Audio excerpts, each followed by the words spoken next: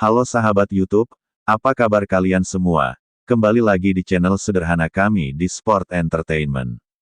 Siapa sih yang tidak kenal dengan pelatih sepak bola yang satu ini, yaitu Shin Tae-yong. Shin Tae-yong berhasil membawa timnas Indonesia meraih berbagai kemenangan. Di saat bersamaan, kemenangan itu malah berdampak buruk bagi pelatih tim lawan.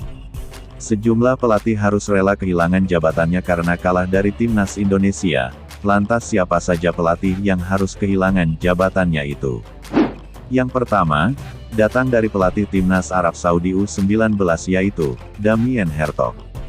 Timnas Indonesia U19 asuhan Shin Tae-yong pernah beruji coba dengan timnas Arab Saudi U19 racikan Damien Hertog di Kroasia pada September tahun 2020. Berstatus juara Piala Asia U19 2018, timnas Arab Saudi U19 gagal menaklukkan timnas Indonesia U19. Meski sempat unggul 3-0, Arab Saudi ditahan timnas Indonesia U19 dengan skor 3-3 kelar pertandingan. Damien Hertog langsung dipecat Federasi Sepak Bola Arab Saudi.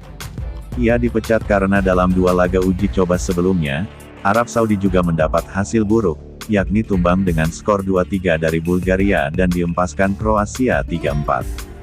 Federasi Sepak Bola Arab Saudi mencapai kata sepakat untuk memutus kontrak pelatih asal Belanda, Damien Hertog, yang seharusnya membawa tim ini tampil di Piala Asia pada Oktober mendatang.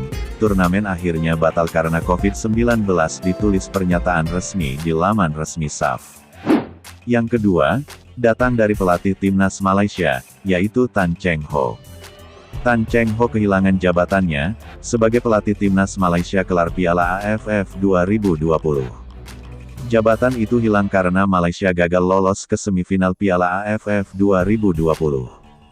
Salah satu penyebab Malaysia gagal lolos ke semifinal Piala AFF 2020 karena tumbang dengan skor 1-4 dari timnas Indonesia di laga pamungkas grup B. Sejak saat itu, Shin Tae-yong selalu membawa timnas Indonesia di berbagai kelompok umur menang atas Malaysia.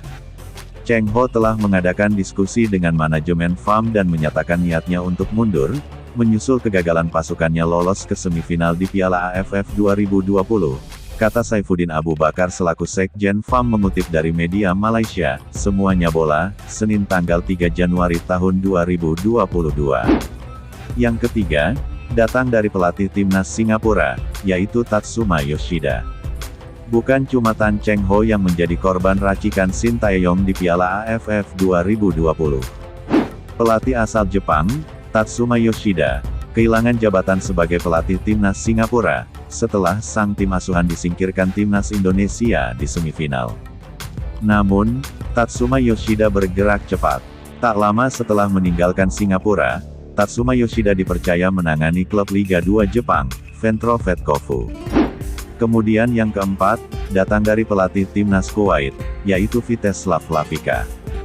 Viteslav Lavika bukanlah pelatih sembarangan, ia pernah memenangkan Liga Republik Ceko bersama Slovan Liberec pada tahun 2005 sampai tahun 2006 dan Sparta Praha tahun 2013 sampai tahun 2014. Namun, pemahaman taktik Viteslav Lavika yang luas tak berarti apa-apa di hadapan Shin Tae-yong. Sebab, Viteslav Lavika harus rela melihat skuad asuhannya, Kuwait, kalah 1-2 dari timnas Indonesia di kualifikasi Piala Asia 2023.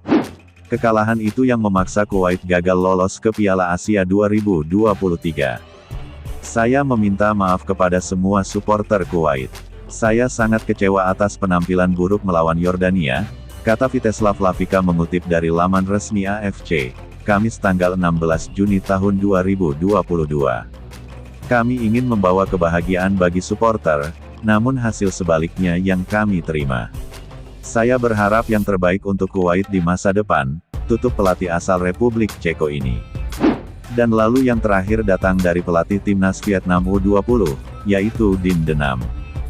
Din Denam menjadi nama terakhir yang dipecat gara-gara kalah dari timnas Indonesia asuhan Shin Tae-yong. Ia dipecat karena timnas Vietnam U20, kalah dengan skor 2-3 dari timnas Indonesia U20 di matchday pamungkas grup F, di kualifikasi Piala Asia U20 2023. Kekalahan itu sebenarnya masih meloloskan Vietnam ke Piala Asia U20 2023, namun Federasi Sepak Bola Vietnam (VFF) memiliki target tinggi. VFF melihat Dinh De Nam sulit merealisasikan keinginan mereka, yakni meloloskan Vietnam ke Piala Dunia U20 2023. Karena itu, Dinh De Nam dipecat VFF.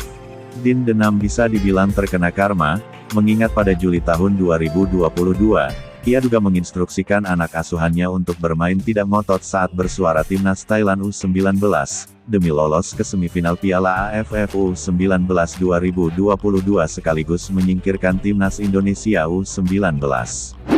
Setelah memecat Dinh De Nam, VFF menunjuk Hoang Anh Tuan sebagai pelatih baru, dan ditargetkan membawa timnas Vietnam U20 lolos ke semifinal Piala Asia U20 2023, demi tiket Piala Dunia U20 2023 di Indonesia.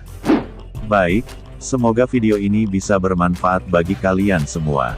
Kalau ada kesalahan tolong dimaafkan, karena kami hanya manusia biasa yang hanya bisa berkarya. Jangan lupa untuk selalu support channel sederhana kami, agar tidak ketinggalan informasi selanjutnya. Jangan lupa untuk like, komen, dan juga subscribe. Terima kasih.